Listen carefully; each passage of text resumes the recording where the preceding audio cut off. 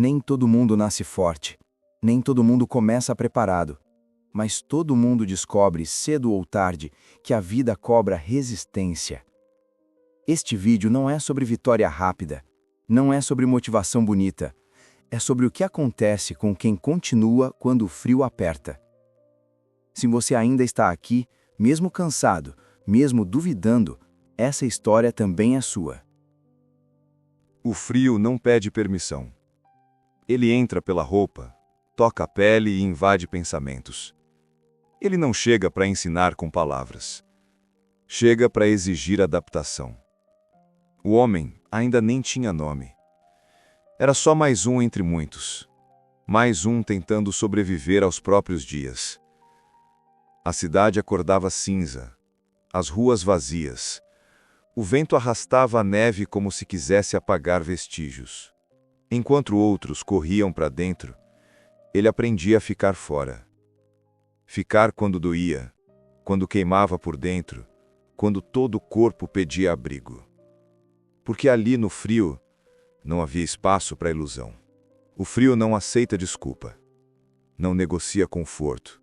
Não fica mais fácil porque você está cansado. Ou você aprende, ou você endurece. E ambos casos, isso muda quem você é. Ele acordava no escuro, dormia no escuro. O relógio não ditava o ritmo. A necessidade ditava. Trabalho não vinha com promessa, só com obrigação. E obrigação não pergunta como você está. Pergunta apenas se você vai. O frio ensinou a ele 3 coisas antes de qualquer outra. Primeiro, que ninguém se importa com sua dor quando precisa atravessar a própria. Segundo, que força não nasce da vontade, nasce da repetição. Terceiro, que caráter não surge no conforto, surge no atrito. Enquanto muitos aprendem a fugir do desconforto, ele foi treinado a suportar. E suportar muda uma pessoa por dentro. Corrói ilusões, quebra expectativas, desmonta fantasias. Mas constrói algo muito raro: estabilidade. Ele não era herói, não era exemplo, não era líder. Era só um homem que aprendeu a continuar, mesmo quando tudo ficava difícil demais. E isso já o colocava muito à frente de quase todos. O corpo sempre chega ao limite antes da mente. Ele avisa com tremor nas mãos, peso nas pernas e ar curto no peito. O frio não pede pressa, ele exige constância. Naquele dia, o trabalho era simples demais para merecer reclamação e pesado demais para permitir distração. Empurrar, carregar, voltar, sem plateia, sem promessa, sem recompensa imediata. O vento cortava o rosto como lâmina cega. Não rasgava a pele, mas rasgava a resistência. O corpo pedia pausa, a mente pedia força. E força, naquele lugar, significava apenas continuar. O primeiro sinal veio nos braços, depois nas pernas, depois na respiração. Não havia drama nisso, apenas realidade. O corpo não foi feito para suportar tudo. A mente foi feita para escolher. Muita gente acredita que vence quem sente menos dor. Não é verdade. Vence quem sente a dor inteira e não a usa como desculpa. O frio separa as pessoas não pelo sofrimento, mas pelo comportamento depois dele. Em certo ponto, ele caiu. Os joelhos cederam, as mãos tocaram o gelo, a respiração virou vapor irregular. Ali não havia discursos, apenas uma pergunta honesta: vai ficar aqui ou vai levantar? Não existia terceira opção. O pensamento veio seco: se eu parar aqui, estou acabado. Nenhuma dívida some, nenhuma dor evapora, nenhum problema respeita cansaço. Ficar no chão não era descanso, era adiamento. E adiar sempre custa caro. Ele apoiou uma mão, depois a outra. O corpo protestou, mas obedeceu. Levantou-se mais lento, mais pesado, mas inteiro o suficiente para continuar. Nunca venceu o caminho inteiro de uma vez. Sempre lutou para dar o próximo passo. Esse sempre foi o acordo. O frio ensina isso sem falar. Você não precisa ser incansável. Precisa ser irrepetivelmente constante. Cansar é humano. Desistir pode acabar virando hábito. Cada passo daquele dia não construiu uma vitória. Construiu algo mais raro: consistência. E consistência é o verdadeiro nome da força. A parte mais pesada do caminho nunca é a primeira subida. É continuar de onde parou. Não há novidade na rotina, nem surpresa, nem emoção. Há apenas repetição. E é exatamente nela que quase todos desistem. Ele repetia os mesmos movimentos, acordava no mesmo horário, saía na mesma escuridão e voltava na mesma fadiga. Nada ali parecia grandioso ou digno de história, mas era naquele cenário que seu caráter estava sendo moldado. Muita gente começa forte, poucos continuam quando o início deixa de ser empolgante. O problema nunca foi começar, sempre foi continuar no dia seguinte. Não havia testemunhas daquela disciplina. Ninguém filmava, ninguém aplaudia, ninguém recompensava. Mesmo assim, algo estava acontecendo. Enquanto os dias se repetiam por fora, algo se organizava por dentro. A mente ficava mais fria, as decisões mais simples, as desculpas mais difíceis. Ele fazia o que precisava ser feito, mesmo quando não queria. E isso muda tudo. Porque querer é instável, vontade oscila, motivação some. Disciplina responde a compromisso, não a humor. Houve dias em que ele trabalhou acreditando que ninguém notaria. E estava certo. Mas isso nunca foi um problema. O problema sempre foi quando ele próprio não se notava. Porque é exatamente aí que o caráter começa a falhar. A rotina não forma campeões. Forma pessoas fortes. E pessoas fortes constroem coisas que sobrevivem ao tempo. Ele entendeu algo que não se aprende em discursos. Não é o dia difícil que define seu futuro. É o milésimo dia comum que você decide continuar. A desistência raramente chega gritando. Ela se instala em silêncio.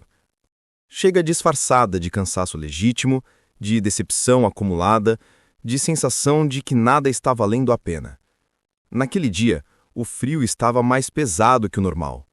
Não no corpo, na mente. Ele acordou como sempre, mas algo estava diferente. O peso não estava nos músculos, estava dentro da cabeça. Levantar exigiu mais do que força física. Exigiu convencer a própria mente de que ainda fazia sentido. O caminho era o mesmo, a paisagem a mesma, o esforço o mesmo. Mas, dentro dele, algo já não respondia. Não era dor, era esgotamento. Aquele tipo de cansaço que não melhora com o descanso, porque nasce da dúvida. Enquanto trabalhava, o pensamento começou a se repetir sem fazer barulho. E se eu parar? E se ninguém perceber? E se nada disso fizer sentido? Essas perguntas são perigosas, porque parecem racionais, mas elas nunca vêm sozinhas. Elas sempre trazem junto a vontade de abandonar. Ele parou por alguns segundos. Não foi uma queda brusca. Foi uma interrupção lenta. O corpo ainda tinha força. A mente é que já estava cansada de tentar. E ali, naquele espaço pequeno entre continuar e abandonar, mora a decisão que separa duas vidas completamente diferentes. A tentação não era descansar. Era desistir com justificativa. Porque desistir sem culpa exige uma narrativa bonita. Exige um motivo que pareça justo. Exige uma história que transforme fraqueza em necessidade. E a mente é especialista em criar essas versões quando quer escapar da dor. Ele pensou em tudo o que já havia dado errado. nos dias em que se esforçou e nada mudou, nas promessas que não se cumpriram, nos resultados que demoraram mais do que ele esperava. E por alguns segundos acreditou que aquilo era prova suficiente para parar. Mas não era. Era apenas desgaste falando alto. O frio ao redor continuava o mesmo. Nenhuma paisagem mudou porque ele estava cansado. Nenhum problema diminuiu porque ele pensou em desistir. Nenhuma dificuldade recuou por respeito ao limite dele. Isso trouxe clareza. A vida não faz pausas para negociar com cansaço. Ele percebeu algo simples e cruel ao mesmo tempo. Se parasse naquele dia, não estaria apenas descansando, estaria ensinando a si mesmo que desistir é uma opção sempre que o peso aumenta. E isso cria um precedente perigoso. Ele ficou ali por alguns segundos a mais, não para juntar força, mas para decidir quem iria comandar aquele momento: o cansaço ou o compromisso. O primeiro passo depois da quase desistência foi o mais difícil de todos. Não porque o corpo não aguentasse, mas porque a mente já tinha ensaiado ir embora. Mas ele deu. E depois, outro. E depois, mais um. Não por coragem, por recusa em quebrar o próprio padrão. Naquele dia, nada mudou por fora.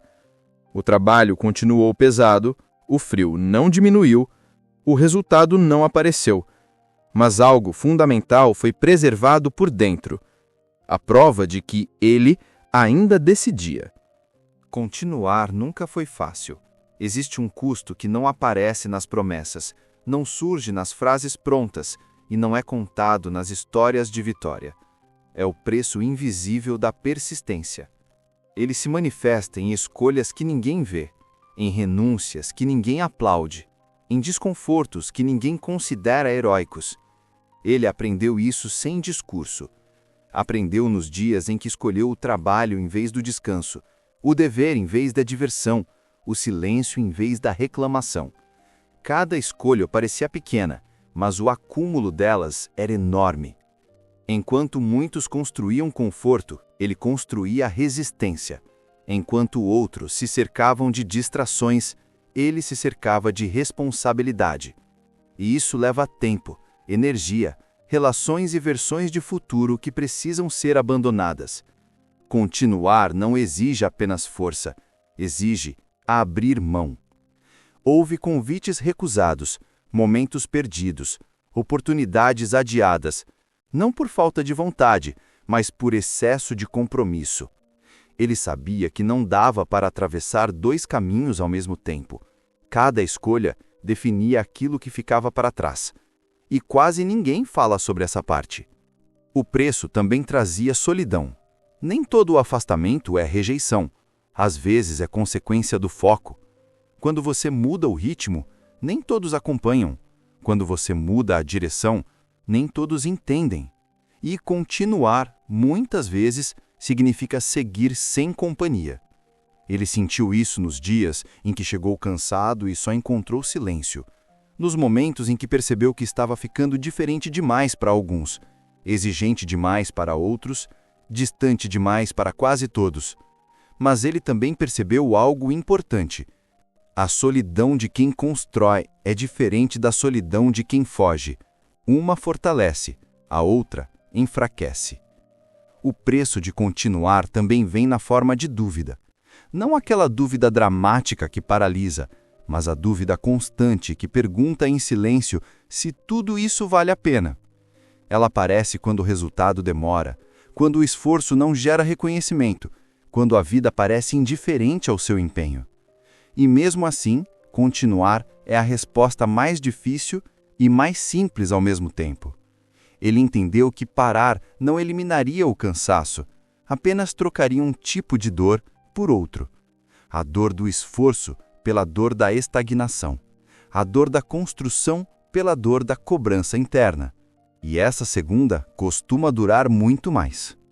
Continuar tem um preço alto porque muda quem você é. As prioridades mudam, as tolerâncias diminuem, as ilusões caem.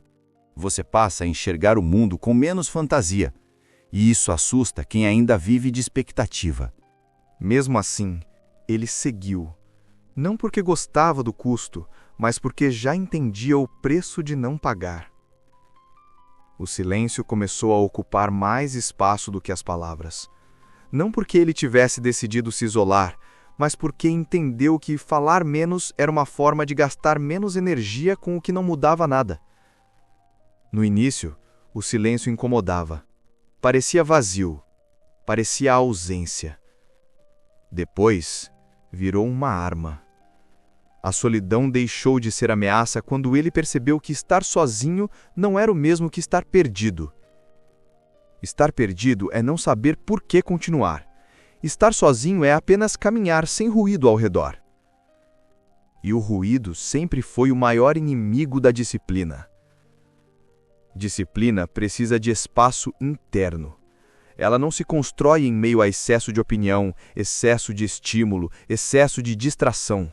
Ela cresce onde há foco suficiente para repetir o essencial sem se distrair. No silêncio, ele começou a ouvir coisas que antes eram abafadas. A própria respiração, o ritmo dos passos, o peso real das decisões. Ouvir isso não era agradável, era necessário. Houve noites em que ele voltou para casa sem dizer uma palavra. Não por raiva, não por desprezo, mas por exaustão mental. O corpo estava cansado, a mente precisava de quietude. E era exatamente ali que a disciplina começava a se aprofundar.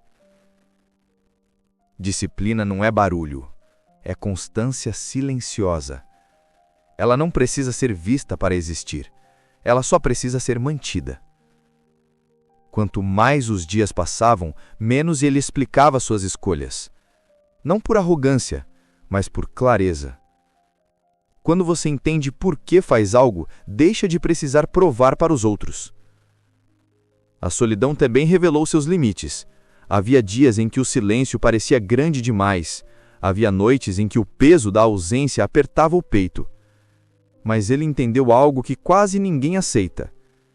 Nem todo desconforto precisa ser resolvido. Alguns precisam apenas ser atravessados. O frio ensinava por fora, o silêncio ensinava por dentro. E esses dois professores, juntos, começaram a moldar algo mais profundo do que resistência. Começaram a moldar caráter. A disciplina deixou de ser esforço e passou a ser identidade. Ele não fazia mais porque precisava, fazia porque tinha que ser feito. E quando algo vira identidade, deixa de depender de motivação. O erro nunca chega avisando que é decisivo. Ele se apresenta como um atalho, como um alívio temporário, como uma exceção aparentemente inofensiva.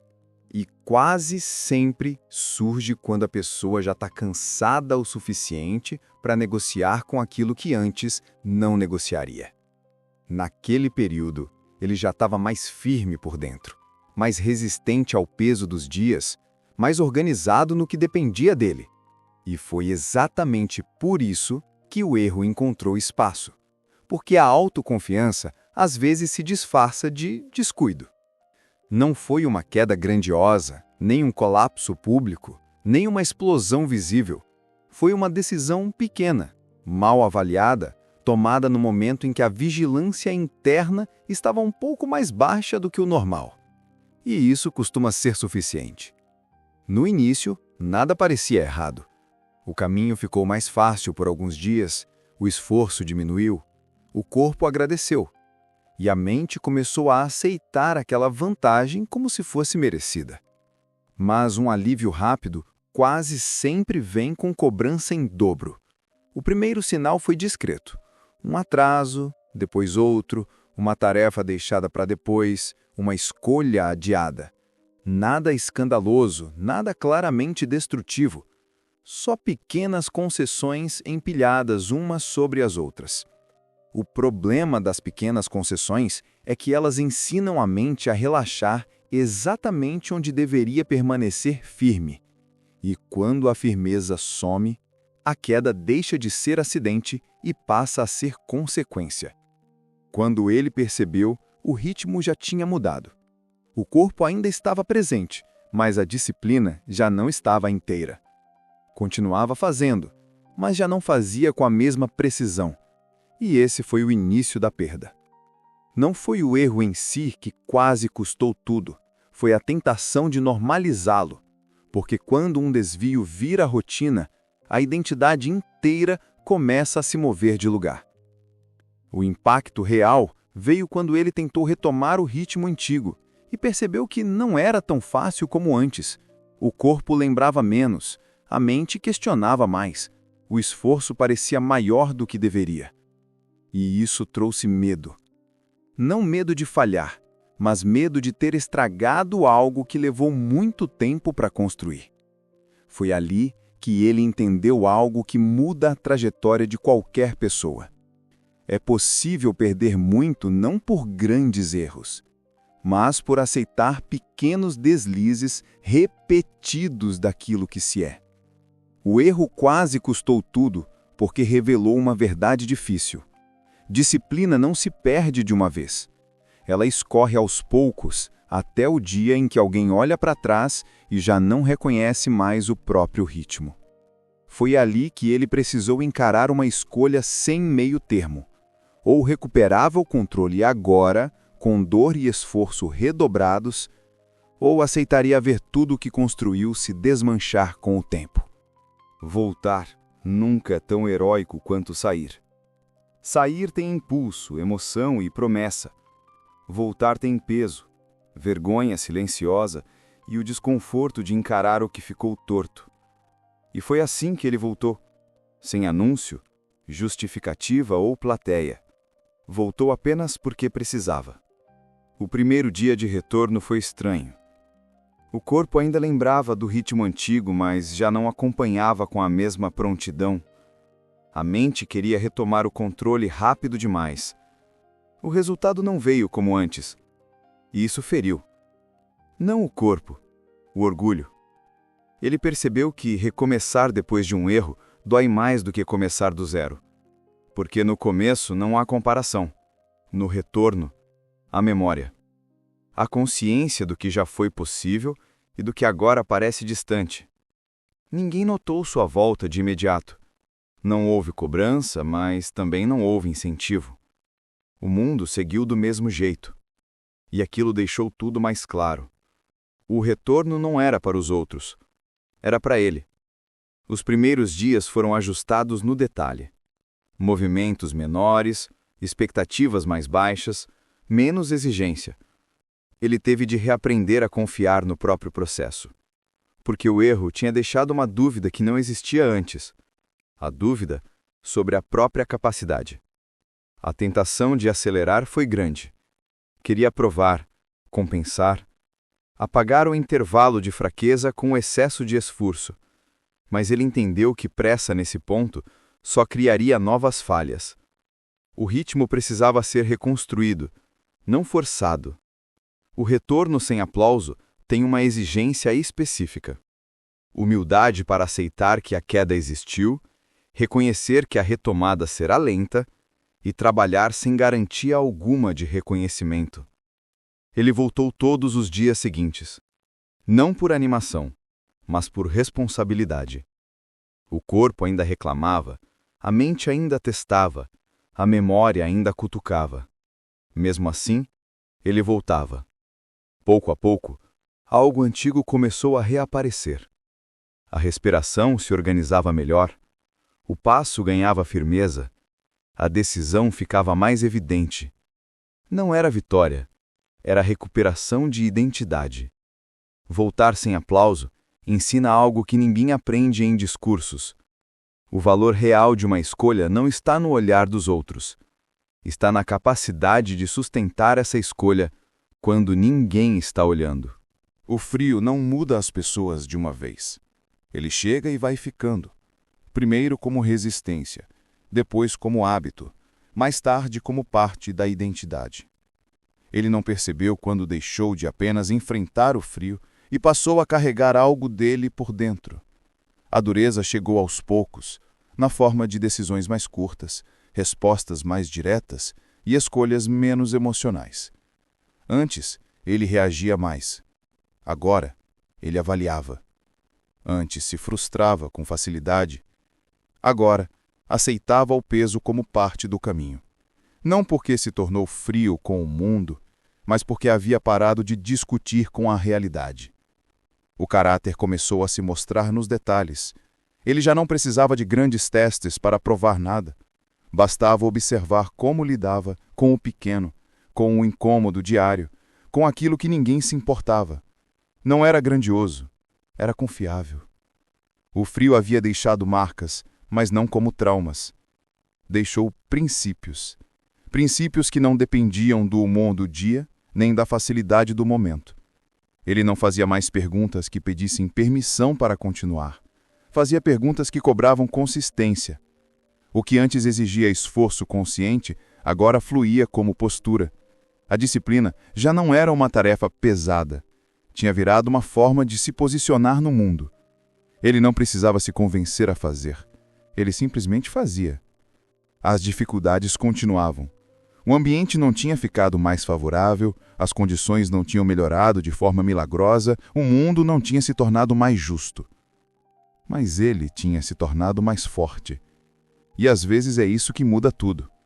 O frio ensinou o corpo a suportar, a mente a decidir e o caráter a sustentar escolhas, mesmo quando nenhuma delas era confortável. E quando isso acontece, a pessoa deixa de depender tanto das circunstâncias. Ele percebeu que não era mais o mesmo homem que começou aquela travessia. Não porque estava mais vencedor, mas porque estava mais inteiro.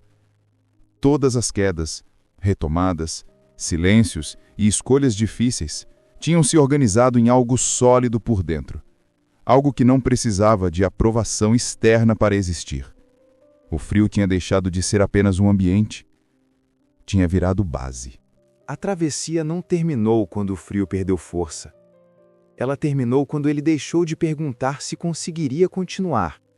Porque naquele ponto, continuar já não era uma dúvida, era um estado. Ele não tinha se tornado invencível, tinha se tornado consistente, e consistência é mais rara do que força.